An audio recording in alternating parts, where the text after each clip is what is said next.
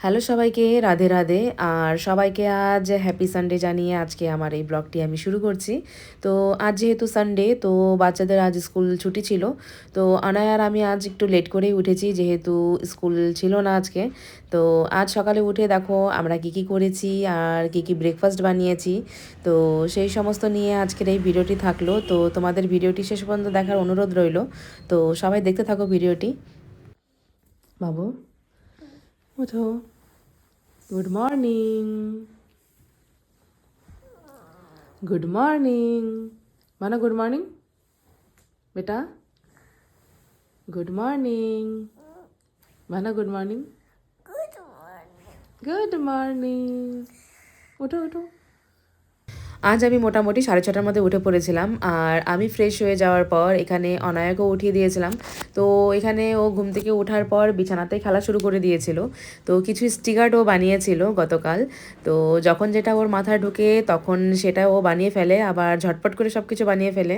তো এই ট্যালেন্টটা ওর মধ্যে প্রচুর প্রচুর পরিমাণে আছে।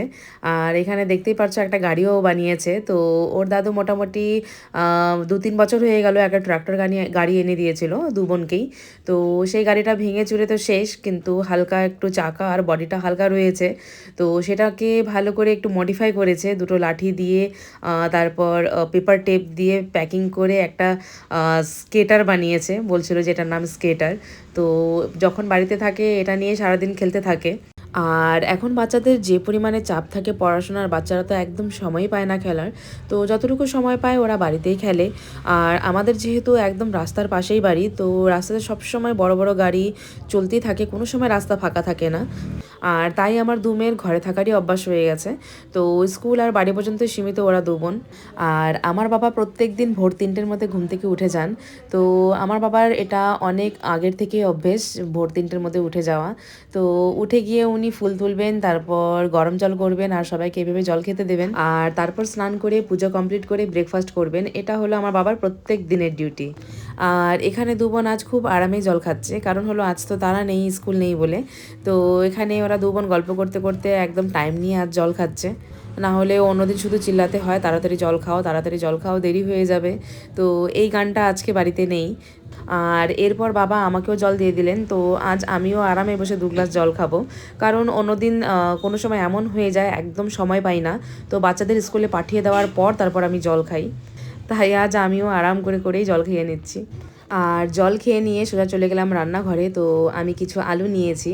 তো অনেক দিন থেকে এবার আলু পরোটা খাওয়া হয়নি। তো বেশ কিছুদিন থেকে মন চাচ্ছিল আলু পরোটা খাওয়ার। আর আলু পরোটা যেদিন সবার জন্য বানাই তো অনেকটা সময় লেগে যায়। তো যেহেতু আজ সানডে, তো আজ কোনো চাপ নেই, তো আরামে আজ আলু পরোটা বানাবো আর সবাই খাবো। তাই এই আলু পরোটা বানানোর জন্য আমি বেশ কিছু আলু নিয়ে নিয়েছি, কারণ আমাদের বাড়িতে যেহেতু সদস্য অনেক বেশি, তো অনেকগুলো আলু পরোটা বানাতে হবে। তাই আলুর পরিমাণটা একটু বেশি নিয়েছি এখানে আমি। আর আলু পরোটাতে আমি ভরে ভরে আলু দিই, আমাকে কম আলু দিয়ে একদম ভালো লাগে না পরোটা। তো আলুর পরিমাণটা একটু বেশি হলেই পরোটা খেতে ভালো লাগে। প্রেসার কুকারে আলু বসিয়ে দেওয়ার পর এখানে আমি গামলাতে করে আটা বের করে নিয়েছি। আর আটাতে অল্প পরিমাণে নুন দিয়েছি, তারপর ভালো করে এখন মেখে নেব। আর যেহেতু সবাই আজকে পরোটা খাবো, তো আটাও আজকে বেশ ভালোই মাখতে হবে আমাকে। আর এরকম করে পরোটা বানালে বাড়িতে 20 থেকে 25টা পরোটা আমাদের হয়ে যায়। আর যেহেতু বাড়িতে সবাই পরোটা খেতে ভালোবাসে, তাই আমিও বানাতে খুবই ভালোবাসি। আর বাড়িতে যে খাবারটি খেতে সবাই ভালোবাসে, তো প্রত্যেক সানডে করে আমি সেই খাবারটি বানাই, কারণ হলো সবাই একসাথে মিলে বসে আরামে খেতে পারি। তো আমারও বানাতে বেশ ভালোই লাগে। আর এদিকে দু বোনের স্নান কমপ্লিট হয়ে গেছে, আর দুজনে মিলে সুন্দর করে এখানে পুজো করে নিচ্ছে। আর এটা ওদের অভ্যেস হয়ে গেছে যে সকালবেলা উঠে স্নান করতে হবে, পুজো করতে হবে, আর তারপরে খাওয়া দাওয়া করতে হবে। স্কুল থাকলেও বা স্কুল বন্ধ থাকলেও, তোমাদের এর আগের ব্লগে আমি বলেছিলাম। আর এদিকে আমার আলু সিদ্ধও হয়ে গেছে, আর প্রেসার কুকারের গ্যাস বের হতে হতে আমার এখানে আটা মাখাও হয়ে যাবে।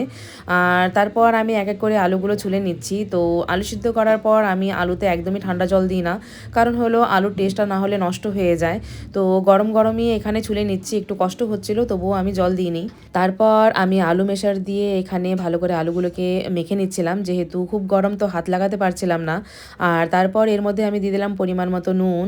আর তারপর আমি 4টে বড় সাইজের পেঁয়াজ কুচি কুচি করে কেটে রেখেছিলাম, আর কিছু লঙ্কা আর ধনেপাতা কুচিও করে রেখেছিলাম। তো সব মিলিয়ে দিলাম, আর তারপর দিয়ে দিচ্ছি এর মধ্যে ম্যাগি মশলা। তো আলু পরোটার মধ্যে ম্যাগি মশলা দিলে দারুণ টেস্টি হয়। আর যেহেতু এখন পুদিনা পাতাটা সেরকম পাওয়া যায় না, আর আমাদের বাড়িতেই পুদিনা পাতার গাছ আছে, কিন্তু এখন পুদিনা গাছগুলি একদম শুকিয়ে গেছে, তো সে কারণে এখানে পুদিনা পাতা আমি দিতে পারিনি। আর তারপর যা যা আলুর মধ্যে দিয়েছিলাম তো সব একবারে দিয়ে খুব সুন্দর করে এখানে মেখে আমি রেখে দিলাম। আর দু বোনের পুজো কমপ্লিট হয়ে গেছে, আর ওরা বুঝতে পারছে যে আজ আলু পরোটা হবে, তো সে কারণে দু বোন রান্নাঘর ছাড়ছিল না। রেডি হয়ে গেছে আর এখন মামা বানাবে আমার জন্য আলু পরোটা। আর তোমরা দেখতেই পেলে এখানে আনায়া কতটা এক্সাইটেড। তো ঝটপট করে ওদেরকে পরোটা বানিয়ে দিয়ে দিব, না হলে দু বোন রান্নাঘরে ঘোরাঘুরি করবে আর আমাকে বিরক্ত করতে থাকবে। আর তোমরাও এভাবে একদিন আলু পরোটা বানিয়ে খেয়ে দেখবে কতটা মজা হয়। আমি যেভাবে আলুটা মেখেছি যা যা দিয়ে, তো তোমরাও সেভাবে মেখে নিয়ে একবার আলু পরোটা বানিয়ে খেয়ে দেখো, আর আমাকে কিন্তু একদম জানাতে ভুলবে না। তো সবার প্রথমে এখানে আমি একটা গোলা নিয়ে নিয়েছি, আর সেটাকে হাত দিয়ে চেপে চেপে একটু বড় করে নিয়েছি। আর তারপর সেটার ভিতরে আলু মাখা দিয়ে এবার ভালো করে এবার বেলে নেব। আর তোমরা দেখো আমার রুটিটার সাইড দিয়ে একদম আলু বের হবে না। তো অনেকেই বলে যে আলু পরোটা বানাতে পারে না, সাইড দিয়ে আলু বেরিয়ে যায় বা বেলতে প্রবলেম হয়, কিন্তু এভাবে যদি তোমরা আলু পরোটা বানাও তাহলে দেখবে খুব ইজিতে আলু পরোটা হয়ে যাবে। আর মেন হচ্ছে এখানে আটা মাখাটা খুব ভালো করে মাখতে হবে, না বেশি শক্ত আর না বেশি নরম, তাহলেই একদম ফার্স্ট ক্লাস আলু পরোটা তৈরি হয়ে যাবে। তাওয়া খুব ভালো করে গরম করে নিয়ে একটি পরোটা আমি তাওয়াতে রেখে দিলাম, আর তারপর আরেকটি গোলা নিয়ে আবার সেটাকে হাত দিয়ে চেপে চেপে একটু বড় করে নিয়ে আবার আলু মাখা সেটার মধ্যে দিয়ে আবার সুন্দর করে বেলে নেব। আর পাশের ডাইনিং টেবিল থেকে দু বোন চেঁচামেচি করছে আর বলছে যে ওদের খুব খিদে পেয়ে গেছে, তাড়াতাড়ি করে বানিয়ে দাও। তো আসলে আমি যখনই এরকম ব্রেকফাস্ট বানাই না কেন, তখনই ওরা দু বোন এরকম করে চিল্লা হাল্লা শুরু করে যতক্ষণ না খাওয়ার প্লেটটা ওদের হাতে দেবো। তাই ঝটপট করে এখানে দুটো পরোটা আগে বানিয়ে নিতে হবে, না হলে ওদের দু বোনের চিল্লা হাল্লা কমবে না। আর এরকম করে পরোটা বানালে বাড়িতে বাচ্চারা দুটো করে খেয়ে নেবে, আর বড়রা সবাই 3টে থেকে 4টে পরোটা খেয়ে নেবে। তো এই কারণে আমাকে অনেকগুলো পরোটা বানাতে হয়। তো দেখো তোমরা এখানে পরোটাগুলি আমি এপাশ আর ওপাশ করে সুন্দর করে ভেজে নিয়েছি, আর একটু ভাজা হতেই তারপর এর মধ্যে আমি দিয়ে দিলাম তেল। তো এরপর তেল দিয়ে আবার চেপে চেপে অল্প ভালো করে ভেজে নেব। আর পরোটার কালারটা একদম গোল্ডেন হবে আর একদম ক্রিস্পি হবে। তো এরকম করে পরোটা ভাজলে খুবই খেতে ভালো লাগে, আর সাথে যদি চা থাকে তাহলে তো আর কোনো কথাই নেই।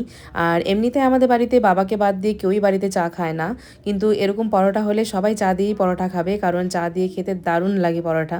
তো দেখো আমার পরোটার কালারটি কি সুন্দর হয়েছে, একদম গোল্ডেন আর ক্রিস্পি, দেখেই মনে হচ্ছে খাই খাই। কিন্তু এখন আমি খেতে পারবো না, কারণ হলো সবাইকে আগে খাওয়াতে হবে, গরম গরম করে সবাইকে ভেজে দেবো, তারপরেই আমি খাবো সবার শেষে একদম। আর এদিকে আমার একটা পরোটা রেডি, আর পরোটা তুলে চলে গেলাম সোজা ডাইনিং টেবিলে। তো একটা থালে এখানে রেখে দিলাম, আর থালের মধ্যে ছিল সস, যেহেতু আমার বাচ্চারা সস দিয়ে পরোটা খেতে ভালোবাসে, তাই মাঝে মধ্যে সসটা একটু খেতে দিতে হয়। আর এদিকে তাড়াতাড়ি করে আরেকটা পরোটা ভেজে নিতে হবে, না হলে আরেক বোন না হলে চিল্লা হাল্লা করতেই থাকবে, কারণ এক বোন হাতে পরোটা পেয়ে গেছে, তো যতক্ষণ আরেকজন না পাবে ততক্ষণ সেও চেঁচামেচি করতে থাকবে। আর এদিকে অনায়া হাতে দেখাচ্ছিল ওর হাতে একটু ব্যথা পেয়েছিল, তো কিভাবে পড়ে গিয়েছিল, পড়ে গিয়ে একটু হাতটা কেটে গিয়েছিল আর একটু রক্ত বেরিয়েছিল।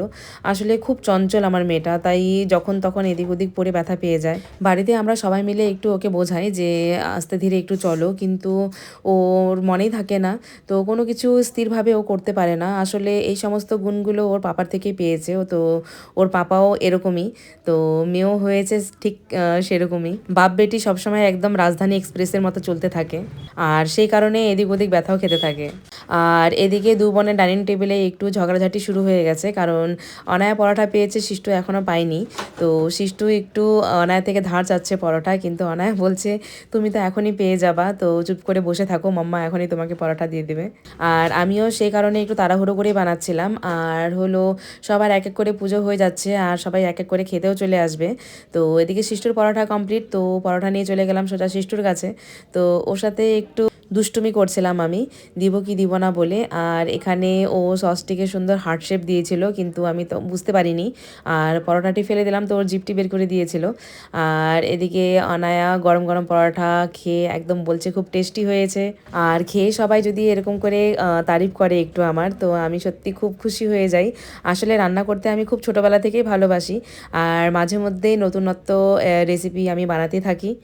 আর পাশে এদিকে আমি চাও বসিয়ে দিয়েছি, যেহেতু যেহেতু বড়রা সবাই চা দিয়েই পরোটা খাবে আর তাড়াহুড়ো করে এখানে ফটাফট এক এক করে পরোটাগুলো ভেজে নিতে হবে। আর আমার মতো তোমরাও কে কে রান্না করতে ভালোবাসো আর নতুন নতুন রেসিপি বানিয়ে ফ্যামিলিকে কে কে খাওয়াতে ভালোবাসো, তো আমাকে একদম জানাতে ভুলবে না। আর আজকে আমি প্ল্যান করেছি আমার বাবাকেও আজকে আমি আলু পরাঠা খাইয়ে ছাড়বো। কারণ হলো আমার বাবা এই সমস্ত হাবিজাবি জিনিস একদমই খেতে পছন্দ করে না, তো সবসময় উনি সিম্পলি খান। তো আজকে আমি ভাবছি যে আজকে বাবাকে বলবো যে আলু পরাঠা খেতে। আর এদিকে আমার চাও রেডি, আর এদিকে গরম গরম পরোটা নিয়ে দিয়ে দিলাম এবার মাকে খেতে। আর এদিকে আমাদের বউও বসে পড়েছিল খেতে, তাই ঝটপট করে বানাচ্ছিলাম আর গরম গরম সবাইকে দিচ্ছিলাম। আর বাচ্চারা মাত্র একটা করে পরোটা খেয়েছিল, তো আরেকটা করে ওদেরকে দিতে হবে। তো অনায়াকে আমি তাই আরেকটা পরোটা দিয়ে দিয়েছিলাম আর শিষ্টুকে এখন দিতে হবে, ও বসে ওয়েট করছে। আর এদিকে আমাদের ক্যামেরাম্যানের মুখ থেকে জল পড়েই যাচ্ছিল, তো তোমরা বুঝতে পারছো আমাদের ক্যামেরাম্যান হলো মিস সোনু। তো সোনুর হলো খুবই ফেভারেট, ও 4টা থেকে 5টা পরোটা খেয়ে ফেলে। তাই এদিকে ওকে আর অপেক্ষা না করিয়ে সোজা দিয়ে দিলাম ওর হাতে গরম গরম চা আর পরোটা। আর এদিকে একটা পরোটা ওর খাওয়াও হয়ে গেছে আর 2 নম্বর পরোটা নিয়ে চলে গেলাম ওর কাছে। তো এদিকে ওর দু ভাগ্নি দুদিক থেকে বিরক্ত করছিল ওকে। আসলে সোনুমানি বলে ওকে পাগল করে দেয়, তো সবসময় ওর পিছনে পড়ে থাকে, ও একটু মাঝে মধ্যে বিরক্তই হয়ে যায় বাচ্চাদেরকে নিয়ে। আসলে মাসি হলে যা হয়। আর এদিকে আমার মাও খেতে বসেছেন, আর সোনুর মুখটি দেখে তোমরা বুঝতেই পারছো বাচ্চারা ওকে কতটা বিরক্ত করছে। আর এরপর গেল সোনুর 3 নম্বর পরোটা। তো এখানে শিষ্টুও গুনছিল যে দেখছিল যে ওর সোনুমানি কতটা পরোটা খেতে পারে। তো এখানে সোনুও দেখাচ্ছিল যে ও 3 নম্বর পরোটা নিয়ে নিয়েছে। আর এরকম করে আমাদের বাড়িতে সকাল থেকে রাত পর্যন্ত হাসি ঠাট্টা চলতেই থাকে। আর এখন বেশ কিছুদিন থেকে অনায়ের বাবা বাড়িতে নেই, যেহেতু ও কলকাতাতে থাকে। আর ও যখন বাড়িতে থাকে তখন একদম বাড়ি মাথায় তুলে নেয়, মানে একদম বাড়িতে চিল্লা হাল্লা চেঁচামেচি এই সমস্ত চলতেই থাকে সকাল থেকে একদম রাত পর্যন্ত। আর তারপর বাবা আর ভাইয়েরও খাওয়া হয়ে গেছে, আর সবার শেষে এবার আমি নিয়ে বসছি খেতে। আর তোমরা সবাই জানিও তোমাদেরকে এই ভিডিওটা দেখে কেমন লাগলো। আর যদি ভালো লেগে থাকে তাহলে একটা লাইক আর কমেন্ট করে জানিও তোমাদের কেমন লেগেছে। তো আজকের জন্য এতটুকুই, আবার দেখা হবে তোমাদের সাথে অন্য একটা ব্লগ নিয়ে। সবাই তোমরা ভালো থেকো, সুস্থ থেকো, আর আমার মতো এরকম করে একবার পরোটা বানিয়ে অবশ্যই তোমরা খেয়ে দেখবে।